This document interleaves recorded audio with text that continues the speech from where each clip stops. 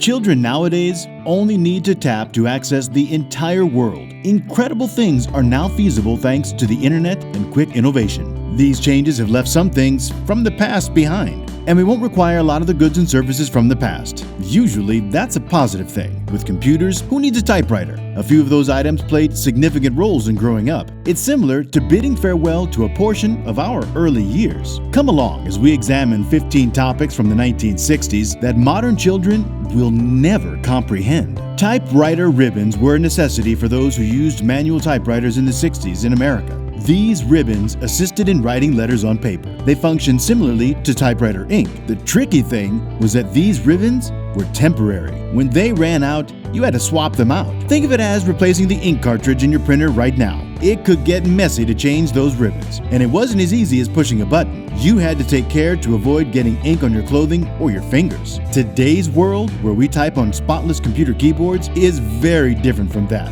Those were the days when ribbon handling was just part of typing. It's funny to consider how, before everything went digital, something as basic as replacing ink ribbons used to be a big deal.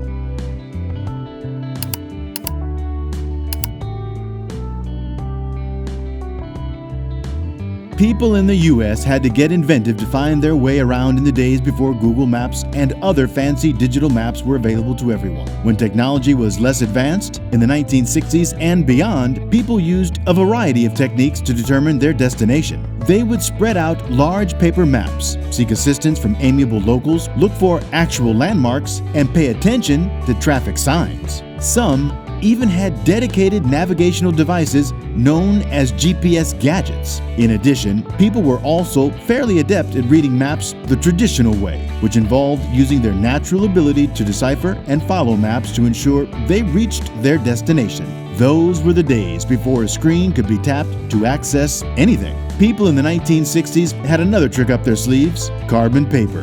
They used it in conjunction with large paper maps and inventive navigation techniques.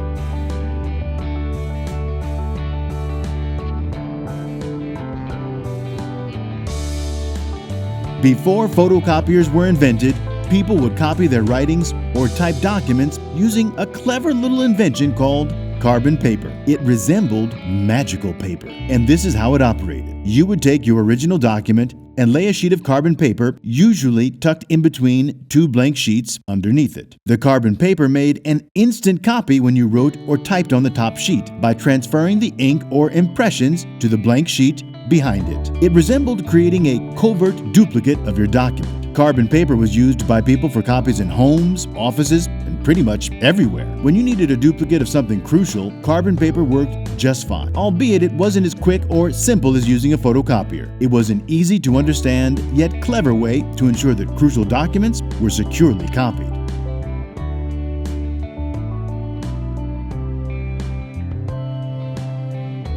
There was something extraordinary that happened on TV back in the 1960s that the children of today might never comprehend. Television stations would shut down for the evening after a full day of programming. So until the following day, there were no more programs. Is that something that you could envision? TV stations used to play the national anthem or show a test pattern to let everyone know it was time to say good night. Instead of having non-stop streaming and shows all day and night, it felt like a warm little tradition to end the day. However, in the modern world of never-ending streaming options and 24/7 programming, the concept of TV channels shutting down at night seems unimaginable.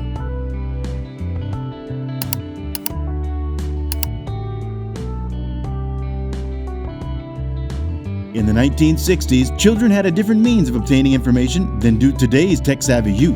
They didn't have sophisticated internet searches back then when they wanted to learn about something. No, they had to make use of something called an encyclopedia, which were large books. Imagine these bulky book collections that are jam-packed with information and facts about a wide range of topics. Do you need to know about the Beatles or the moon landing? Turn the page. Using an encyclopedia required patience and time, in contrast to the fast clicks of modern times. Children would look through pages until they found the article they needed in their search for necessities. It was more than just a quick click away, it was an interactive learning experience. The 1960 generation relied on patience as they leafed through encyclopedias to find information. What about doing math calculations in the office, though? Did paper roll adding machines require the same amount of patience? Offices used adding machines with paper rolls for calculations back in the 60s. These devices resembled large, cumbersome calculators, but they lacked sophisticated sirens and the capacity to store work, unlike modern computers. Rather, as you pressed the buttons, all the calculations and numbers would appear on a paper roll. It would be necessary for you to record your math on this lengthy piece of paper, which would resemble an endless receipt. There was no way to undo mistakes. You had to start over from scratch. Although it may be difficult for children of today to comprehend math problems without the aid of a digital screen, these adding machines were the best office tools available at the time for performing mathematical operations. A distinct type of top known as pull tabs was used on soda cans in the early 1960s. These tabs were simple to open, but they created a significant littering issue. People would simply drop the entire tab onto the ground after it came off the can. People would throw these pull tabs on the streets, parks, even on beaches, which created a great deal of mess everywhere. Because these tabs didn't stay attached to the can like modern pop tops do, it became a major problem. As time went on, people began to realize how detrimental this was to the environment, leading to the creation of a new soda can design. Littering was reduced thanks to this new design, which kept the tabs affixed to the cans. You can now express your gratitude to the people who came up with a better way to preserve the environment when you open a can of soda.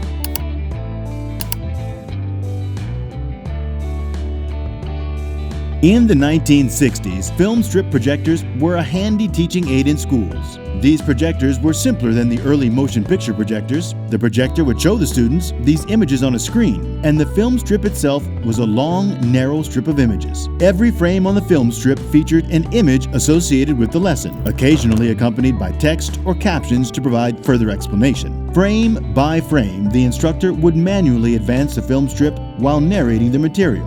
While it wasn't as quick as digital presentations of today, it was still state-of-the-art at the time. These film strips were a familiar sight in classrooms, covering a wide range of subjects from science to history.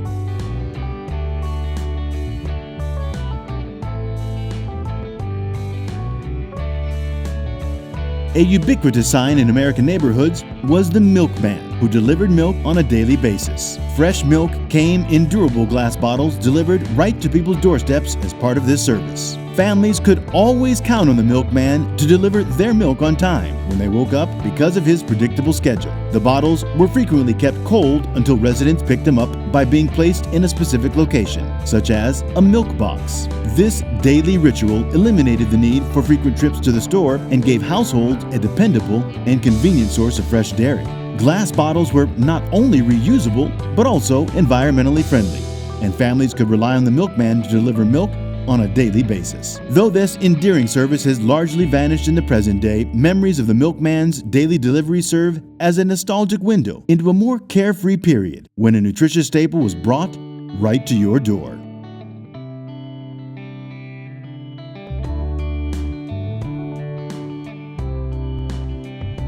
People used letters as a frequent and significant form of communication. Individuals used to sit down with pens and paper to write down their thoughts and feelings, in contrast to now, where we send messages instantly with a tap on our phones. This was a common practice, particularly for the young people of the time. It was a sincere and intimate way to connect with friends and family, not just a way to deliver information. Postage stamps, envelopes, and stationery were needed to write a letter. Individuals would pick their words carefully, and it would take time and effort to write, address, and mail a letter. Anticipation was infused into the conversation as one waited for a response. Through letters, people could communicate their feelings, share experiences, and keep up relationships even when they were far apart.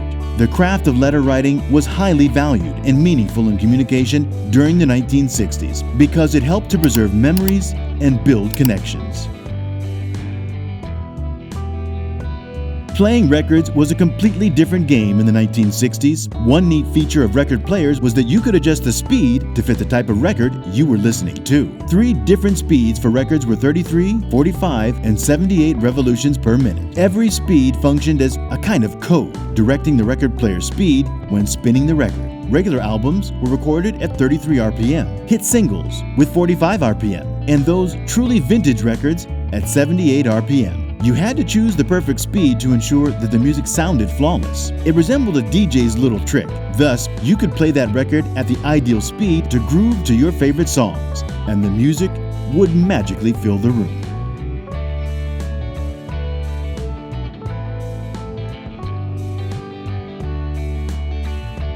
Soda fountains served as more than just a location to get a carbonated beverage in the 1960s. They were lively gathering places for friends to catch up and exchange tales. These charming locations, typically found in diners or drugstores, had a certain allure. Imagine a long counter topped with glistening stools and behind it a skillfully crafted soda jerk. With the assortment of flavored syrups available at the soda fountain, you could mix and match vanilla, cherry, or both to create the perfect drink. These soda fountains turned into beloved gathering places in addition to serving refreshing drinks. Couples could enjoy a sundae, friends would catch up, and the community would come together over similar experiences. But as time went on, soda fountains lost their appeal, giving way to the growth of fast food restaurants and coffee shops, which are now common locations for contemporary social gatherings. The nostalgic feel of those 1960s soda fountains endures as a pleasant remembrance of a bygone era, despite the change.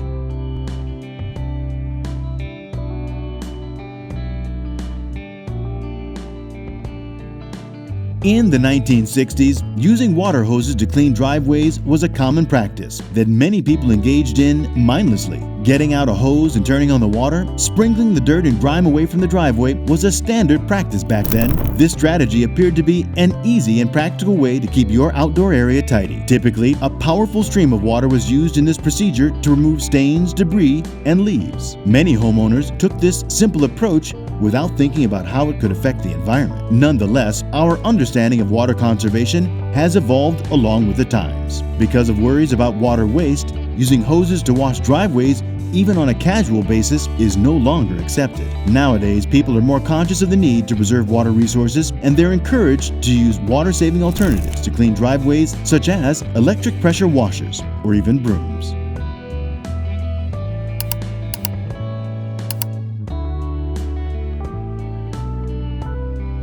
Green stamp collecting was a fascinating pastime in the 1960s. It was more about the unique stamps you could find while shopping than it was about postage stamps, featuring images of well-known individuals or even locations. Considering that we're all into digital rewards these days, the idea was pretty original. This is how it operated. Certain retailers would give these green stamps to customers as a bonus for making a purchase when they went shopping.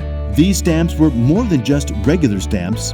They were actually like coins. These stamps could be collected, and you could exchange them for a variety of goods. It was similar to accruing points in the modern digital reward system, but with real, physical stamps that you could handle. Individuals kept these stamps in booklets, counting and organizing them meticulously until they had enough to trade for furniture, appliances, or other household goods. It was a fun and tangible way to receive something extra in exchange for your shopping, making it into a mini adventure.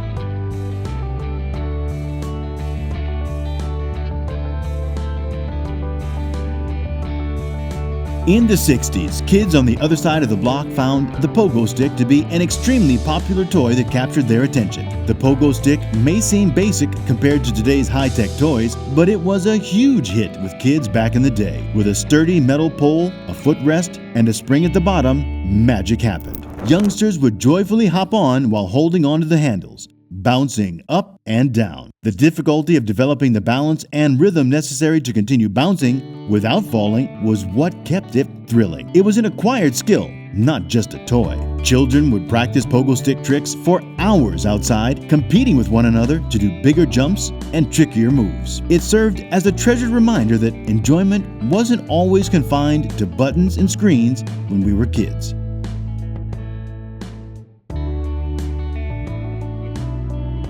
Okay, that's it for today. Tell us what you think we missed in our compilation, and we'll create a second part of this video soon. Don't forget to like and subscribe, especially so you don't miss out on any future videos of Vintage USA Chronicles.